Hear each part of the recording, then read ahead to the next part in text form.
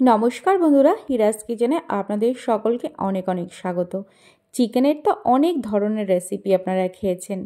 আজকে এই নতুন ধরনের চিকেনটা অবশ্যই একবার বানানোর অনুরোধ রইল। আজকে আমি আপনাদের সঙ্গে শেয়ার করব ধনিয়া চিকেন বা কোরিয়ান্ডার চিকেন।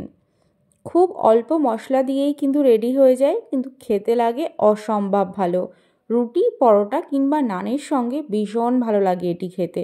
শীতের রাতে এরকম যদি কোরিয়ান্ডার চিকেন আর বাটার নান হয় সঙ্গে, তাহলে রাতের খাবারটা বলুন তো কেমন জমজমাট হয়ে যায়।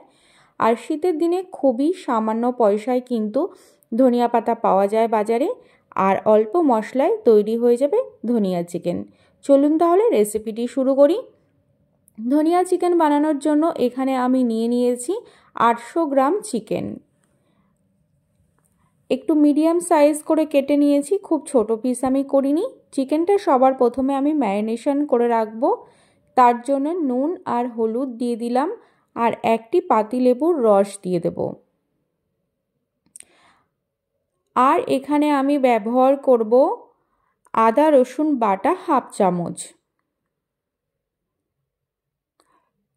এই উপকরণগুলোকে চিকেনের সঙ্গে খুব সুন্দর করে মিশিয়ে এটাকে আমি 1 থেকে 1.5 ঘন্টার জন্য ম্যারিনেট করে রেখে দিয়েছিলাম। আপনাদের হাতে যদি আরেকটু সময় থাকে আরেকটু কিন্তু রেখে দিতে পারেন। আর এখানে আমি 2 চামচ গোটা ধনিয়া নেব। ধনিয়াটাকে আমি কিছুক্ষণ জলের মধ্যে ভিজিয়ে রাখবো, তাহলে বাটতে একটু সুবিধা হবে। আর এখানে আমি নিয়ে নিচ্ছি 10-12টি কাজু। কাজু আর ধনিয়াটাকে আমি সুন্দর করে বেটে নিয়েছি।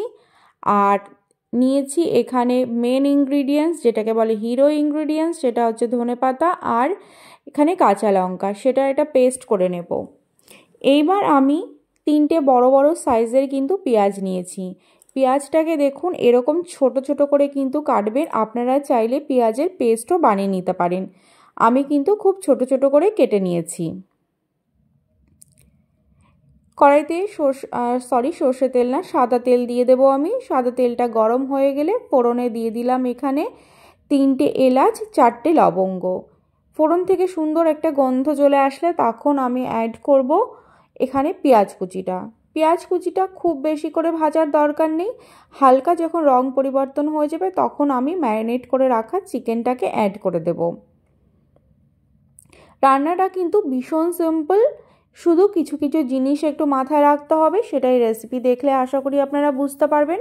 একদম কম মশলাতে কিন্তু এটা রেডি হয়ে যায়, খেতে কিন্তু অসম্ভব ভালো হয়। আপনারা কিন্তু একবার অবশ্যই বাড়িতে বানাবেন। একটু অন্য ধরনের চিকেন খেতে যদি ইচ্ছে করে তাহলে কিন্তু এই রেসিপিটা একদম পারফেক্ট। পেঁয়াজের সঙ্গে চিকেনটাকে মিশিয়ে নেওয়ার পরে আমি এখানে 1 চামচ আদা রসুন বাটা অ্যাড করলাম। তারপরে আমি দিয়ে দেবো যে ধনিয়াটাকে আমরা পেস্ট করে রেখেছিলাম, সেটাকে ছেঁকে ব্যবহার করব। এখানে শুধু যে জলটা সেটাই আমি ব্যবহার করব, গোটা গোটা দানা যেটা থাকবে সেটা কিন্তু আমি ব্যবহার করব না। আপনারা চাইলে এখান থেকেই সামান্য একটু ব্যবহার করতে পারেন, কিন্তু আমার এটা বেশি মুখে লাগে একটু, তার জন্য আমি ব্যবহার করছি না। আর এখানে হাফ চামচ গরম মশলা দিয়ে দেবো, আর একটু দিয়ে দেবো আমি লাল লঙ্কার গুঁড়ো, আর 1 চামচ ভরে এখানে ব্যবহার করব গোলমরিচ গুঁড়ো। গোলমরিচ গুঁড়োটা কিন্তু অবশ্যই ব্যবহার করবেন। লাল লঙ্কাটা পারলে আপনারা ওটা স্কিপ করে যেতে পারেন, আমি একটু সামান্য ব্যবহার করলাম 1/4 টিস্পুন। তারপরে এটাকে ঢাকা দিয়ে আমি রান্না করব। আর এই রান্নাটা আবার বলছি একদম জল ছাড়া কিন্তু রান্না হয়, তার জন্য কিন্তু আরও বেশি অনেক টেস্ট হয়। লো ফ্লেমে চিকেনটাকে আমি রান্না করে নেবো 10 থেকে 15 মিনিট এভাবে ঢাকনা দিয়ে। তারপরে আমি লাস্টে ব্যবহার করব কাজু বাদাম বাটা। কাজু বাদাম বাটাটা কিন্তু সব মশলার সঙ্গে ব্যবহার করবেন না বন্ধুরা, তাহলে কিন্তু মশলাটা নিচে লেগে লেগে যাবে। চিকেনটা যখন অর্ধেকটা সিদ্ধ হয়ে যাবে তারপরে আমি কাজু বাদাম বাটাটা ব্যবহার করলাম।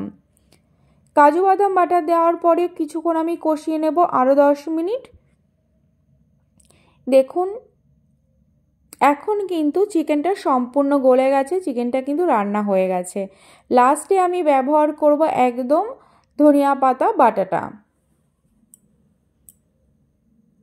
সুন্দর করে চিকেনের সঙ্গে আমি এটা মিশিয়ে নেব।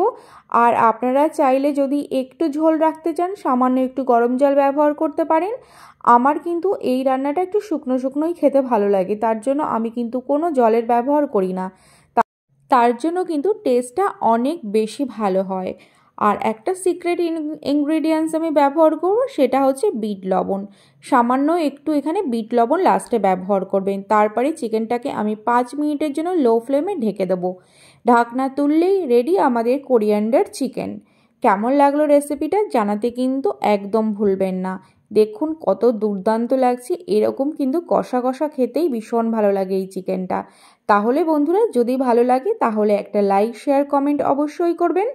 আর যারা নতুন বন্ধু তারা কিন্তু আমার চ্যানেলটি সাবস্ক্রাইব করতে একদমই ভুলবেন না। পাশে থাকা বেল বাটনটি অবশ্যই প্রেস করবে, তাহলে আমার নতুন ভিডিও খুব সহজে দেখতে পাবেন।